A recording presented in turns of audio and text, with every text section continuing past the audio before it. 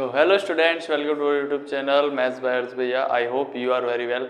आइए आज हम अपना फ्रैक्शन के टॉपिक को कंटिन्यू करते हुए आज मल्टीप्लिकेशन और डिवीजन मेथड सीखेंगे। फ्रैक्शंस में अगर हम मल्टीप्लाई और डिवाइड कैसे करते हैं।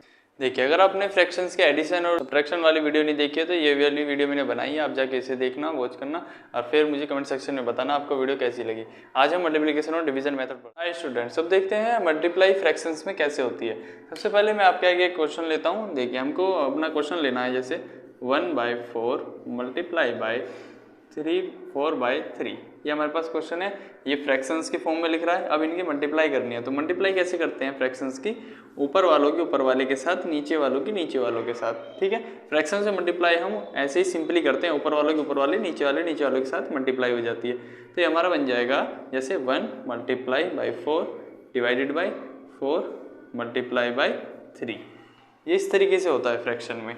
ठीक है, अब हम इसकी मल्टीप्लाई कर लेते हैं, कितना हो जाएगा 4/3 4 जा 12।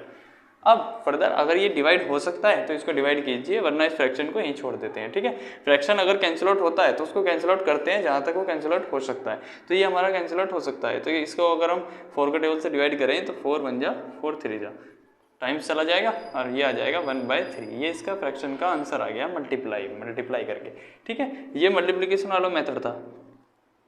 देखिए दोस्तों, ये इसका बेसिक्स था जो आपको छोटी क्लासेस में करने के लिए आता है। बाकी इसका एक ट्रिक मेथड है।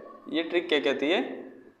ट्रिक ये कहती है कि जैसे हमारे पास ये नंबर लिख रहा था 1/4 मल्टीप्लाई बाई 4/3, तो आप इसको डायरेक्टली कट कर सकते हो। 4 से 4 को डायरेक्टली कट कर सकते हो। कि देखिए ये कहाँ है, इसके ऊपर की साइड है, न्यूमिनेटर में डिनोमिनेटर में, और ये कैसा सेम नंबर है, 4 1 जा 4 कैंसिल आउट हो रहे हैं, डिवाइड में कैंसिल आउट हो रहे हैं ना, तो ये कैंसिल आउट हो जाएंगे आपस में। तो इसको हम ऐसे करके फिर सिंपली कर देंगे। जो बचा ये, इसमें कुछ भी कॉमन नहीं है, ये आपस में कुछ भी कट नहीं हो रहा, तो इनको एज इट इज छोड़ देंगे। देखिए ये दोनों आंसर्स क्या सेम है, सेम है ना।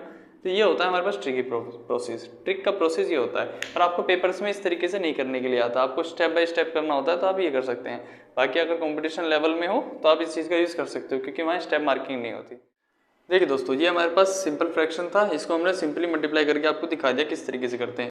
अब ये हमारे पास कैसा है, ये हमारे पास मिक्स्ड फ्रैक्शन है। अब मिक्स्ड फ्रैक्शन को हम किस तरीके से सोल्व करते हैं, इसकी मल्टीप्लाई करनी है, तो सबसे पहले इसको मिक्स्ड फ्रैक्शन को सिंपल फ्रैक्शन के फॉर्म में बनाएं, उसके बाद इसकी मल्टीप्लाई करके दिखाते हैं। देखिए कैसे होता है। ये हमारे पास न्यूमिनेटर है, डिनोमिनेटर की हम ये जो 2 है, ये हमारे पास मिक्स जो नंबर है इसकी मल्टीप्लाई कर देते हैं। तो इसकी पहले इसमें मल्टीप्लाई करनी है डिनोमिनेटर की 2 में, तो कितना हो जाएगा 3 2 जा 6 हो जाएगा। 6 होने के बाद इसमें ऐड कर देते हैं, तो इधर मल्टीप्लाई करते हैं और यहाँ जो मल्टीप्लाई करके आएगा फिर उसमें ऊपर वाले टर्म को, न्यूमिनेटर को ऐड कर देते हैं। ये हमारे पास होती है कि मिक्स नंबर को, मिक्स्ड फ्रैक्शन को हम सिंपलेस्ट फॉर्म में कैसे क्रिएट करते हैं। तो ये हो जाएगा न्यूमिनेटर एज इट इज रहेगा 3 2 जा 6 और 6 + 5 हो जाएंगे 11। तो ये हो जाएगा 11/3। ये हो गया इसका सिंपल फॉर्म में। अब आगे हमें क्या करना है, ये हमारे पास मल्टीप्लाई है, सेम इसको भी इसी तरीके से करना है। ये हमारे पास क्या हो जाएगा 3 एज इट इज रहेगा नीचे, फिर ये डिनोमिनेटर जो है वो हमेशा सेम रहता है, डिनोमिनेटर वही रहेगा। आगे क्या होगा, इसकी मल्टीप्लाई हो जाएगी, तो कितना हो जाएगा 3 3 जा 9 हो जाएंगे, और 9 + 1, तो इनको ऐड करेंगे तो ये कितना हो जाएगा 10 हो जाएगा।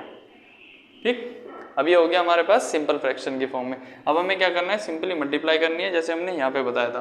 तो 11 × 10/3 × 3, तो ये हमारे पास हो जाएगा 110/9। अभी आपस में कैंसिल आउट हो सकता है तो कैंसिल आउट कीजिए, वैसे ये नहीं होने के। तो ये हमारा आंसर, यहीं पे हमारा फाइनल आंसर आ जाएगा। हम पढ़ेंगे डिवीजन। फ्रैक्शन में डिवीजन किस तरीके से होता है। देखिए, डिवीजन के लिए हम सबसे पहले क्वेश्चन ले रहे हैं आपके आगे। हमने लिखा है यहाँ पे 3/4 डिवाइडेड बाय 4/5। ठीक, ये हमें डिवाइड करना है। अब इस टर्म को हम सोल्व कैसे करेंगे फ्रैक्शंस में। तो फ्रैक्शन में सोल्व करने के लिए सबसे पहला मैं इसको 2 स्टेप से बताऊंगा। पहला हमारा स्टेप होता है कि हम इसको इस टर्म में सोल्व करते हैं। ये वाली जो डिवाइड के इधर वाली टर्म्स होती हैं, ये हमेशा इस वाली टर्म के डिवाइड में आ जाएंगी, नीचे आ जाती हैं। इसी को बोलते हैं सिंपल डिवीजन मेथड वाला। ये सारी टर्म्स इसके डिवाइड में आ जाएंगी 4/5। ये वाला आपने स्टेप पढ़ा होगा। अब फर्दर क्या करना होता है, नेक्स्ट स्टेप हमारा कि यहाँ से इसमें मल्टीप्लाई हो जाएगी ये टर्म, और ये टर्म इधर साइड में मल्टीप्लाई में चली जाएगी। अब ये टर्म जब इधर जाएगी तो 3 के साथ हो जाएगा हमारे पास 5, और 4 के साथ हो जाएगा 4 मल्टीप्लाई बाय 4। ठीक, अब हम इस टर्म को जब सोल्व करेंगे तो कितना हो जाएगा 15 डिवाइडेड बाय 60। ये हमारा फाइनल आंसर आ जाएगा इसका, इस टर्म को इस टर्म से डिवाइड करने के बाद। ठीक है, अब हमारा इसी सवाल को, ये आपको स्टेप समझ में आ गया कि हमने इस चीज़ को इसके डिवाइड में लाए और फर्दर ऊपर साइकिल करी। तो ये वाली साइकिल आपको याद रखनी है, जो ऊपर वाला बेस है वो न्यूमिनेटर इसके डिनोमिनेटर के पास जाएगा, जो इसका डिनोमिनेटर है वो इसके न्यूमिनेटर के पास मल्टीप्लाई में चला जाएगा।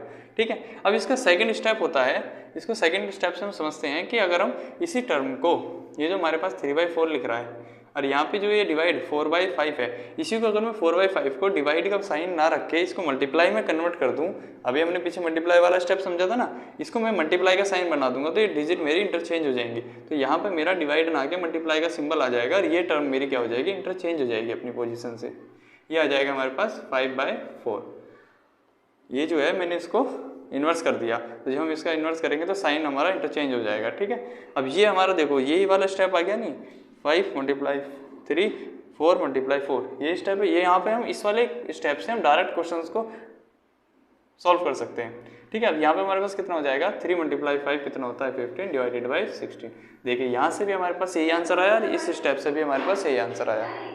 आई होप आपको ये क्वेश्चन समझ में आया होगा। अगर आपको कुछ वीडियो अच्छी लगी हो तो प्लीज़ लाइक करना, सब्सक्राइब करना और इस चैनल को ज़्यादा से ज़्यादा अपने फ्रेंड्स के साथ शेयर करना। Thank you.